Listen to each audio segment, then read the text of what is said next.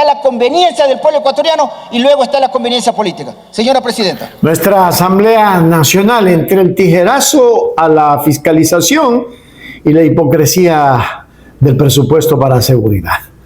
Es terrible. Lo está denunciando Alfredo Serrano y su partido, a pesar de que votaron por esta ley, pero al menos hay una denuncia. Una auténtica tormenta política ha sacudido el Pleno de la Asamblea Nacional tras las incendiarias declaraciones del legislador Alfredo Serrano, quien no solo desnudó una mora de 620 días para cumplir con el mandato de la consulta popular de 2024 sobre el accionar de las Fuerzas Armadas y la policía, sino que destapó una cuestionable manipulación del texto legal para el segundo debate. Con tono desafiante, Serrano increpó a sus pares por haber desaparecido misteriosamente artículos claves que exigían rendición de cuentas al presidente de la República, fijaban responsabilidades por extralimitaciones de la fuerza pública y habilitaban canales directos de denuncia para los ciudadanos frente a eventuales abusos. Como si fuera poco, calificó de burla el retroceso financiero del proyecto, denunciando que se eliminó la obligación imperativa del Estado de financiar las operaciones militares para reemplazarla por la ambigua y peligrosa cláusula según disponibilidad presupuestaria. ¡Wow! Mejor miremos a Alfredo Serrano y empapémonos de esto, porque es terrible. Ecuador, esto es, imagínense, entre gallos y medianoche, cogen y desaparecen los textos. ¡Qué bárbaro! ¿Qué nos pasa, ecuatorianos? ¿Cuándo vamos a despertar? Y el pueblo mayoritariamente se pronunció a favor. Por supuesto que nosotros, por coherencia política, respaldamos esa pregunta de la consulta popular. No podía ser de otra forma. Han transcurrido 820 días, compañeros legisladores. Y la consulta que nos hicieron ahí era que en 200 días teníamos que aprobar, o tenía la Asamblea que aprobar esta ley. Estamos en deuda con el pueblo, con esta ley, en 620 días. En 620 días, en mora, estamos con esta ley. Siendo un mandato popular, por supuesto que hay que aprobarla. Es imposible que podamos decir que esta ley no tiene que ser aprobada, porque eso nos ordenó el pueblo, y más aún en nuestro caso, que respaldamos esta pregunta en la consulta popular.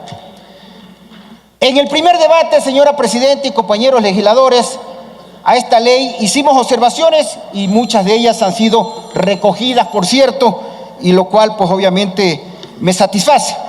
Pero asimismo no hicimos observaciones a otros artículos que nos parecían bien que estuvieran en la ley, pero que lamentablemente ahora han desaparecido para el segundo debate. Por ejemplo, el artículo 15, que obligaba a que el presidente de la República entregue un informe a la Asamblea Nacional y a la Corte Constitucional, una vez más ratificando a la Asamblea la función que tenemos de fiscalizar. Ese artículo ya no está.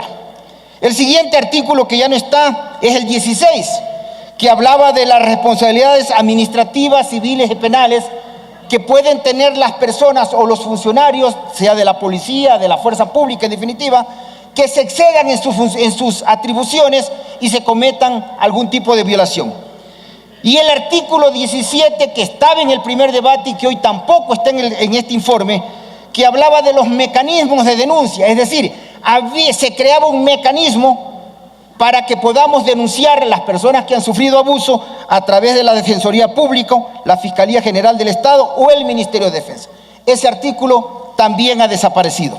Supongo que habrá una explicación para esa situación. Esta ley, señora Presidenta y compañeros legisladores, que por cierto en su gran mayoría, yo creo que en un 95%, está bien estructurada, está bien hecha y tiene un objetivo válido, que es que las Fuerzas Armadas con la Policía Nacional cumplan su labor. Y es por eso que en el primer debate tenía la siguiente redacción para el tema presupuestario, que decía: el ente rector de las finanzas públicas designará los recursos necesarios. Es decir, era imperativo. Y tenía que darle todos los recursos necesarios a la policía y a la fuerza pública, a la policía y a las Fuerzas Armadas para que hagan este trabajo. Es más, señora Presidenta y compañeros legisladores, el jefe del Comando Conjunto de las Fuerzas Armadas dijo exactamente lo siguiente: en la comparecencia que hizo a la Comisión de Seguridad. Finalmente recomendó ajustar el artículo 18 para que se hable del uso legítimo de la fuerza, lo cual sí está contemplado, y añadir una disposición general que garantice la asignación de recursos económicos para sostener las operaciones militares en los plazos previstos. Eso propuso el jefe del Comando Conjunto de la Fuerza Armada. Y obviamente la comisión recogió al poner la frase pertinente: el ente rector de las finanzas públicas designará los recursos necesarios. ¡Qué bien! Así lo hicieron en el primer debate. ¡Oh, sorpresa! Para el segundo debate nos ponen la famosa frase, se elimina ese artículo, por cierto, se es reemplazado por el siguiente: la implementación de las disposiciones previstas en la presente ley se financiará con cargo a los presupuestos institucionales de las instituciones competentes, y aquí viene la frase, de conformidad con la disponibilidad presupuestaria. Todo este esfuerzo que ha hecho la Comisión de Seguridad y el pronunciamiento del pueblo en las urnas va a depender de que si hay plata o no hay plata. Vamos definitivamente a lograr el objetivo que buscamos, que es luchar contra la delincuencia. ¿Por qué no sostener el artículo del primer debate, que era imperativo, que obligaba a poner los recursos necesarios para lograr este accionar y que iba acorde con el pronunciamiento del jefe del Comando Conjunto de las Fuerzas Armadas? Caso contrario, compañeros legisladores, si no ponemos estos artículos que obliguen a asignar los recursos, pasará lo que pasa en salud. Nunca hay plata para comprar medicamentos, nunca hay plata para arreglar los hospitales, nunca hay plata para implementar más médicos, y por eso la salud sigue en el deterioro que está. Compañeros legisladores, es necesario confirmar recursos para lograr este objetivo. ¿Cuánto estamos gastando? Y esto ya debería ser parte del debate de la Asamblea y del país entero. ¿A qué me refiero? A la cooperación internacional. Resulta ser que el Ecuador, un país pobre, porque somos pobres, que no tenemos ni siquiera para pagar los temas de salud, ni para darle salud al pueblo ecuatoriano, se gasta más de 1.000 millones al año en combatir el narcotráfico, lo cual está bien,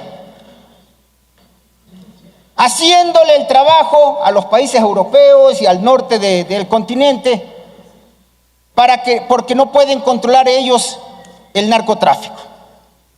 Y claro, ¿y cuál es la recompensa que tiene el Ecuador por este trabajo que hace todos los días la Policía Nacional, las Fuerzas Armadas y el pueblo ecuatoriano que entrega sus pocos recursos que tiene? ¿Cuál es la recompensa que tenemos? La cooperación internacional es ínfima. Vemos los tweets que sabe publicar la Policía Nacional. Lo tenía guardado en el teléfono, se me ha borrado. Uno que decía lo siguiente, más o menos, en un cargamento que cogieron que iba a Alemania: hemos evitado que 65 millones de dosis lleguen a Alemania. La pregunta lógica es ahorita, ¿qué nos ha dado Alemania? Que les evitamos que vayan 65 millones de dosis a Alemania. El embajador de Italia nos dijo que el 70% de la droga que se va al mundo, que se distribuye en el mundo entero, sale de Ecuador. Pregunta al embajador de Italia, ¿qué nos ha dado Italia para combatir ese problema?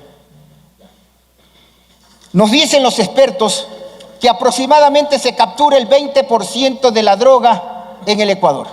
Es decir, el 80% logra pasar aquí porque no tenemos la implementación necesaria para hacerlo y porque ya no tenemos más recursos. Y claro, no logramos el combate porque nos faltan recursos. ¿Y cuál es la solución? ¿Le seguimos quitando recursos al pueblo ecuatoriano que no los tiene? ¿O ya es tiempo que, como parte de la política de seguridad y también internacional, el Ecuador comience a exigir a quienes son los verdaderos beneficiarios del combate al narcotráfico, comiencen a poner los recursos? Por lo menos vayamos miti, pues. Si les estamos haciendo ese trabajo a los países europeos, si le estamos haciendo este trabajo a Norteamérica, por lo menos exijamos que la mitad, aunque deberían poner todo, por lo menos exijamos que la mitad apoyen al Ecuador en esta lucha contra el narcotráfico. Porque este país es demasiado pobre para seguir gastando estos recursos que los necesita la gente pobre.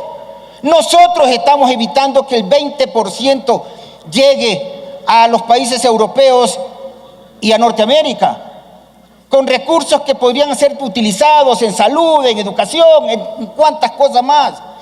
Por lo tanto, coherente con nuestra posición, vamos a respaldar este proyecto de ley, nos faltaba más, porque eso se pronunció el pueblo ecuatoriano y va acorde a lo que nosotros hemos creído siempre. Pero insisto, los invito a que comencemos a reflexionar sobre esta última parte, la cooperación internacional, compañeros legisladores. No puede ser seguir siendo de migajas, no puede ser seguir siendo de 2 cifras. Hay países que no pasan de 3 millones de aportes. Solamente Alemania, vean la cooperación internacional, es nada, es ínfima. Y sin embargo, solamente en una captación de droga fueron 65 millones de dosis que no llegaron a Alemania. ¿Cuánto le hubiera costado a Alemania capturar esa droga? Y sin embargo se lo hicimos gratis. Esos son los temas también que ya es tiempo de debatir en el país, no solamente en la Asamblea, sino en el país. ¿Cuándo vamos verdaderamente a exigir que la cooperación internacional, principalmente de los beneficiarios, de la lucha contra el narcotráfico, que hace no solamente la policía, las Fuerzas Armadas, sino el pueblo ecuatoriano, porque está poniendo plata el pueblo ecuatoriano en esta lucha, debe cambiar ya de su composición? Hasta aquí, señora presidenta, nuestras observaciones, nuestros comentarios, con la conclusión final de que siempre vamos a estar apoyando los proyectos de ley que vayan en la línea del combate a la delincuencia, que vayan en la línea del combate al narcotráfico, sin importar quién los proponga, vengan de donde vengan, porque es lo que le conviene al pueblo ecuatoriano. Primero está la conveniencia del pueblo ecuatoriano y luego está la conveniencia política. Señora presidenta. La confrontación escaló al terreno internacional cuando el asambleísta tachó de migajas la cooperación de potencias extranjeras, acusando directamente a Estados Unidos y Europa de lucrar con el sacrificio de una nación empobrecida. Ecuador gasta más de $1.000 millones al año cuidando las espaldas a Europa y Norteamérica, mientras ellos no aportan ni 3 millones, sentenció, subrayando la paradoja de que el país frene decenas de millones de dosis destinadas a naciones como Alemania o Italia sin recibir una corresponsabilidad económica real. El encendido reclamo dejó al descubierto una verdad incómoda en el hemiciclo. Mientras el pueblo ecuatoriano asume con vidas y recursos escasos una guerra transnacional contra el narcotráfico, las potencias del primer mundo se lavan las manos y el poder legislativo local allana el camino para una ley descafeinada, carente de fondos garantizados y despojada de cualquier mecanismo efectivo de control democrático. Así están las cosas en el Ecuador. Esto es asqueroso, ecuatorianos. Asqueroso, esa es la palabra. Los dejo ahí para que comenten, por favor, compartan, denle me gusta, denle corazón, háganse miembro plata, miembro oro, no se olviden del super chat. Mantengamos un periodismo independiente, ahí están las cuentas, en la descripción le dejamos un link con un corazón para que ustedes puedan acceder y mirar cómo podemos seguir informando sin que necesitemos una pauta de ningún lado. Un abrazo a todos, gracias por estar. Suscríbase, suscribirse a Hechos Ecuador. No